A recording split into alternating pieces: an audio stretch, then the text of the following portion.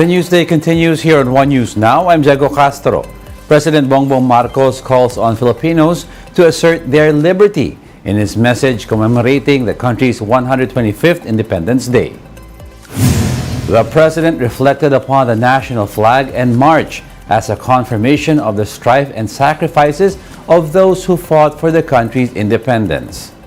In light of past hardships, the president encouraged the present generation to uphold hard-earned freedom in all aspects of life.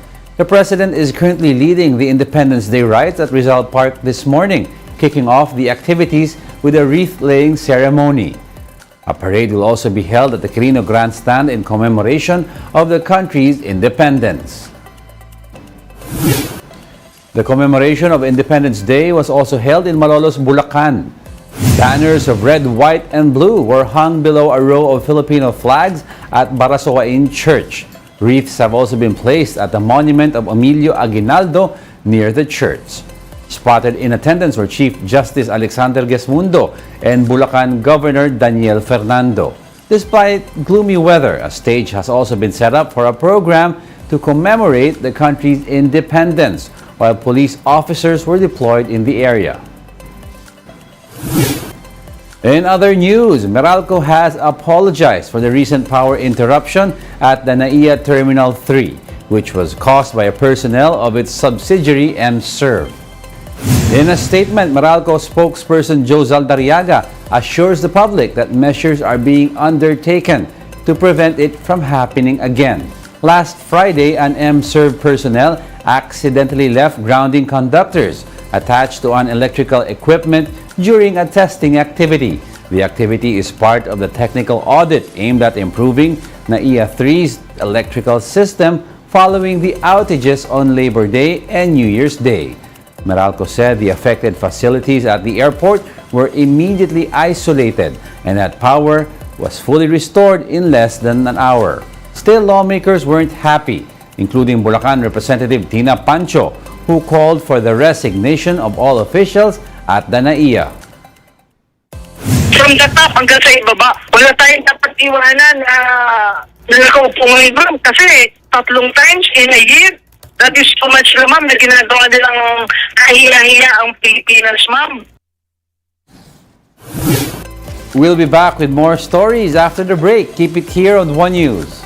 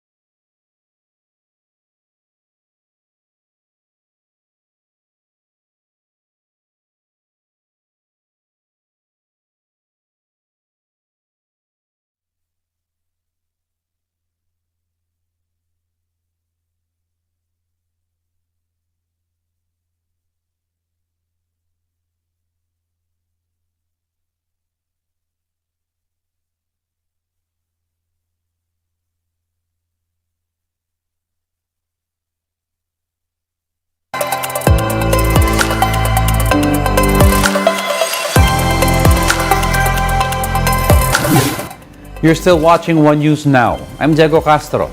The Toll Regulatory Board has approved the toll rate hikes for the North Luzon Expressway set to take effect this Thursday, June 15. NLEX is hiking its toll rate for the open system to 69 pesos for Class 1 vehicles or regular cars and SUVs, an increase of 7 pesos. For Class 2 vehicles or buses and small trucks, toll fees will increase by 17 pesos to a total of 172 pesos. And for Class 3 vehicles or large trucks, fees will climb by 19 pesos to 206 pesos. The open system is from Metro Manila in the cities of Navotas, Valenzuela, and Caloocan to Marilao, Bulacan. Meanwhile, those traveling end-to-end from Metro Manila and Mabalacat City will pay an additional 33 pesos for Class 1 vehicles, bringing the total to 332 pesos.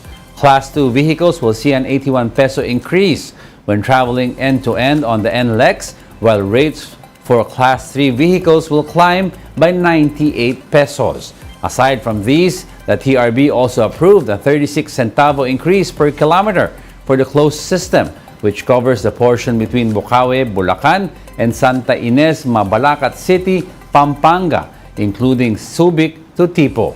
NLEX Corporation says the new rates are part of their authorized periodic adjustments. TRB allowed NLEX to collect this year the fourth and last tranche of its 2012 and 2014 periodic adjustments and half of the 2018 and 2020 increases to help, quote, curb the existing inflationary situation and cushion their impact on the users of the expressway. PHIVOLCS observed lava flow from the summit of Mount Mayon on Sunday night as the volcano's unrest continues to intensify. The Mayon volcano illuminated the night sky on Sunday as hot lava blocks slide down the volcano slopes.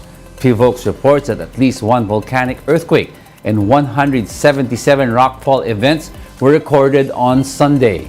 Mayon remains under alert level 3, which means there is relatively high unrest in the volcano and an increased tendency toward hazardous eruption.